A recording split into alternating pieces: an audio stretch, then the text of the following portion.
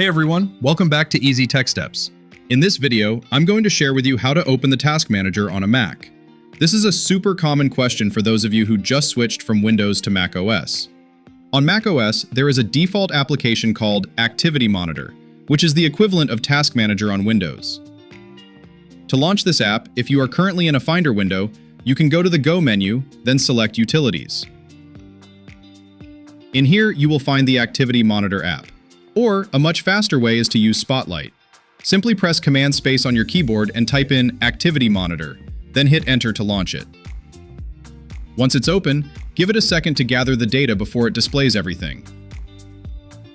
Here, you'll see 5 tabs: CPU, Memory, Energy, Disk, and Network. First, let's look at the CPU tab. You can click on the %CPU column to sort the list in descending order. This lets you know exactly which apps are hogging your processor. The higher the graph at the bottom, the harder your CPU is working. Next, let's switch to the Memory tab. Do the same thing here to sort and see which apps are eating up the most RAM. If you select an app, you can click the stop icon with the X at the very top. Then, you can choose Quit or Force Quit.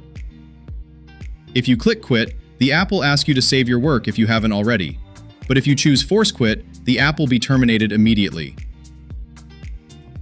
You'll see your RAM usage drop right after that. Look at the memory pressure graph at the bottom. If it's green, your RAM is fine. If it's yellow, your RAM is getting full. And if it's red, that's a sign your Mac is running low on memory. On macOS, when RAM is low, the system uses your hard drive as temporary memory, which shows up as Swap Used. Moving on to the Energy tab. This shows which apps are draining the most battery. The bottom section tells you how long your Mac has been running on battery since the last full charge. The Disk tab tracks how much data has been read and written since you last turned on your computer, and which apps are doing the heavy lifting. Finally, the Network tab. This shows you how much data is being sent and received from your Mac over the internet or your local network. I hope these basics on using Activity Monitor help you understand your system better and troubleshoot if your Mac ever feels slow or laggy.